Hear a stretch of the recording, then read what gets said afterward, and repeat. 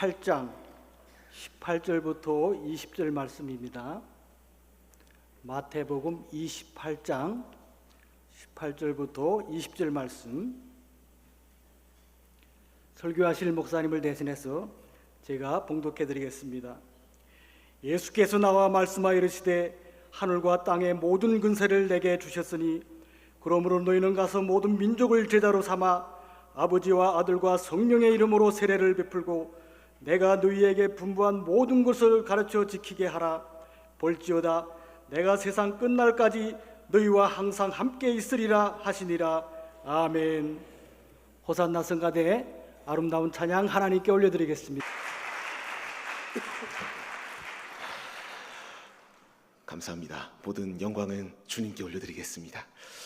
이렇게 귀한 자리 가운데에 나올 수 있도록 허락하신 하나님께 모든 감사와 영광을 올려드리고요.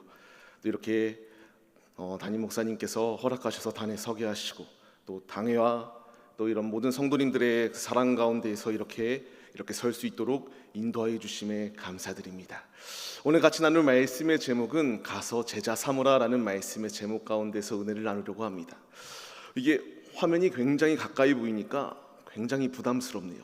저는 이렇게까지 줌을 하진 않는데 이게 별로 잘생긴 얼굴이 아닌데 이렇게 가까이서 보이니까 참 부담스럽습니다. 적당히 빼주셔도 괜찮을 것 같아요. 이렇게 선교 보고를 먼저 시작하면서 이렇게 말씀을 나누려고 합니다. 참 감사한 게 있다면은 저에게 모교가 있게 하시고 또 이렇게 모교 가운데 나와서 하나님께 이렇게 아름다운 선교 보고를 성도님들에게 전할 수 있게 하여 주심에 감사드립니다. 이런 놀라운 은혜가 하나님께서 더하여 주셨다는 것을 믿고요. 개척을 처음 시작하고 참 그렇게까지 어렵지 않다라고 말하면 거짓말이겠죠. 어렵습니다. 근데 이렇게 지나오면서 1년 약 5개월 정도가 지나가고 있거든요. 근데 이렇게 배후에서 기도해 주시는 성도님들과 또 이렇게 물질적으로도 선교하는 데에 힘써 주시는 우리 한 분 한 분의 성도님들이 있기에 교회가 힘있게 승리하고 부흥 성장하고 있음을 이렇게 보고하게 되어 감사드립니다. 굉장히 부족하지만 이 부족함 가운데서도 하나님께서 믿음의 도구들을 하나하나 보내주시고요, 하나님의 일을 감당할 수 있도록 주님이 일하여 주고 계셔요. 이렇게 놀라운 은혜를 받을 수 있는 것, 먼저는 하나님의 은혜요, 또 말씀드림과 같이 우리 성도님들 한 분 한 분이 이와 같이 열심을 다하여 섬겨주시고 기도해 주시는 이 기도의 분량들이 채워져서 이 놀라운 은혜가 임하는 줄을 믿습니다. 거듭 말씀드리고 싶고 부탁드리고 싶은 것이 있다면은 앞으로도 계속하여 우리 교회가 성장할 수 있도록 위에 기도해 주셔야 됩니다. 기도 외에는 다른 이유가 없다라고 예수님이 말씀하시지 않으셨나요? 우리에게 필요한 것은 기도함으로 이렇게 동역할 때에 우리 한 분 한 분의 성도님들이 자긍심을 가져도 되는 것이 무엇이냐면 꼭 목회 자리 가운데에 나와서 이런 목회자만이 열심을 다하고 충성을 다하는 자가 아니라 왕 같은 제사장으로 우리 한 분 한 분의 성도님들을 하나님께서 세워주셨습니다. 이제 우리가 부름받은 자리 가운데서 선교의 사명을 감당할 수 있도록 꼭 해외에 나가서 선교에만 선교사가 아니라 우리 가정 가운데로부터 시작하여서 우리 교회 가운데에, 더 나아가 교회가 교회를 낳는 귀한 자리 가운데에 하나님께서 우리 한 분 한 분의 성도님들을 사용하여 주고 계십니다. 이 놀라운 은혜를 아무나 받는 것이 아니기 때문에 더 큰 긍지를 가지고 우리가 이와 같이 교회를 세워나가는 데에 열심을 다하고 있다라는 자긍심을 가지고, 자긍심으로 그치는 것이 아니라 더욱더 주님의 일을 열심을 다하여 감당하기 위하여 힘쓰시는 모범적인 교회가 되시기를 주님의 이름으로 간절히 축원합니다. 또 이렇게 목사님과 아까 서문 장로님과 대화를 나눌 때에 이렇게 전도를 위하여 열심을 다할 때에 200명이 넘는 숫자가 이렇게 부흥되었다라는 소식을 들었습니다.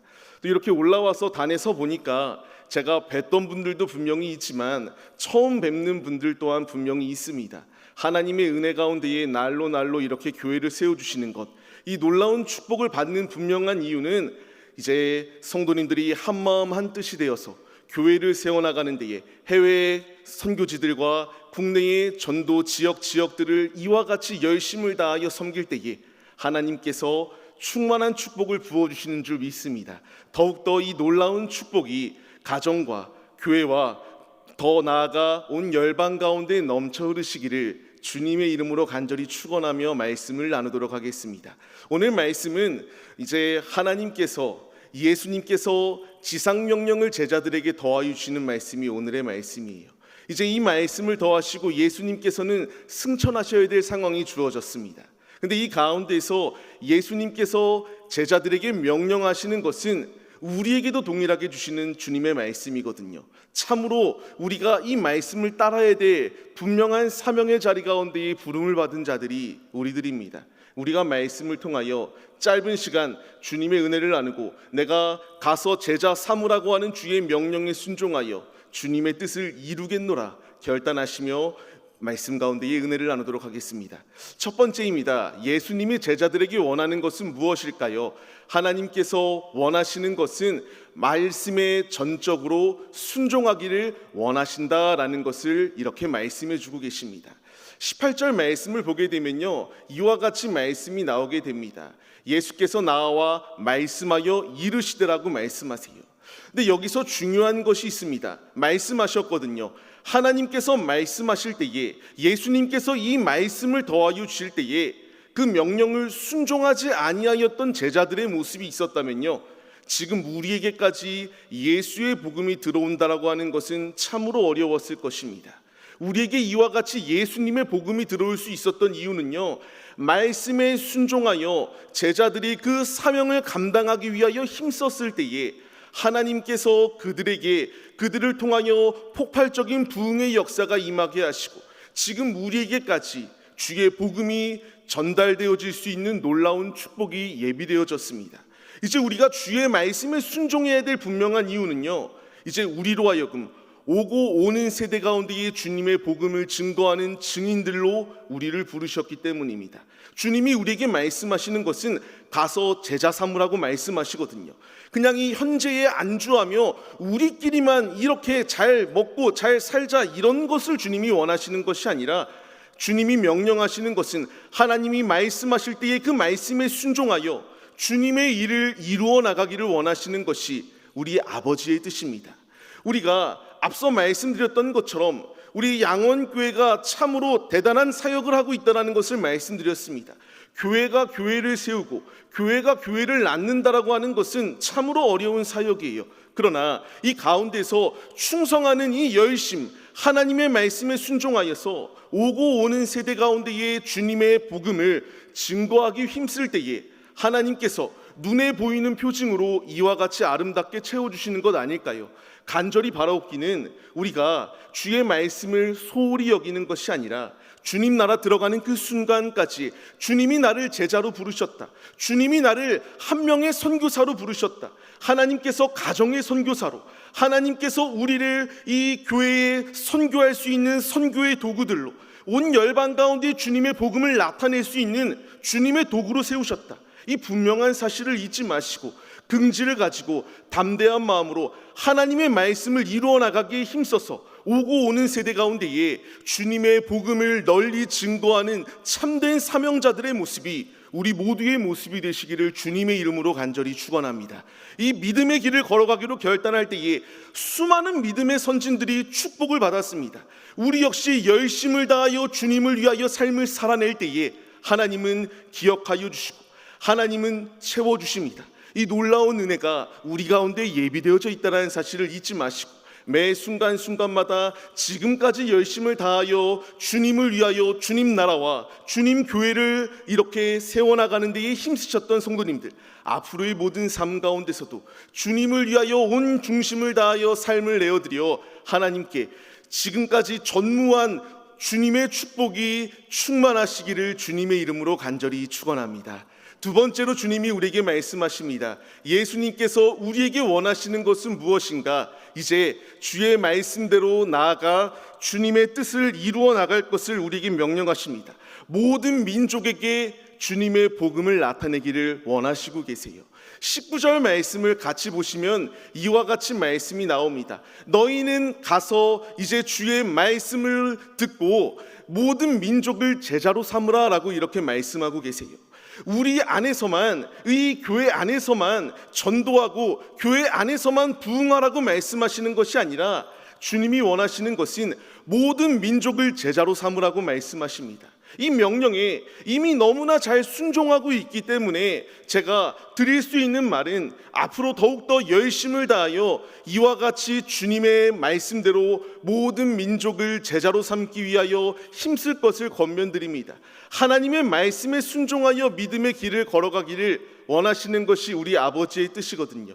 우리가 이 모든 명령을 순종하며 주의 길을 걸어갈 때에 하나님이 우리 가운데에 말씀드린과 같이 채워주시는 은혜가 있습니다. 이것은 사람이 사람에게 주는 명령이 아니에요. 예수님께서 지상명령으로 이제 하늘에 승천하시면서 남아있는 제자들에게 하신 말씀이에요. 너희는 가서 모든 민족을 제자 삼으라고 말씀하십니다. 우리가 이 말씀에 전적으로 반응해야 돼요. 내가 좋아하는 사람에게는 얼마든지 복음을 전할 수 있습니다. 그러나 내가 싫어하는 사람이 있을 수 있습니다. 내가 너무나 마음에 들지 아니하는 사람이 있을 수 있어요.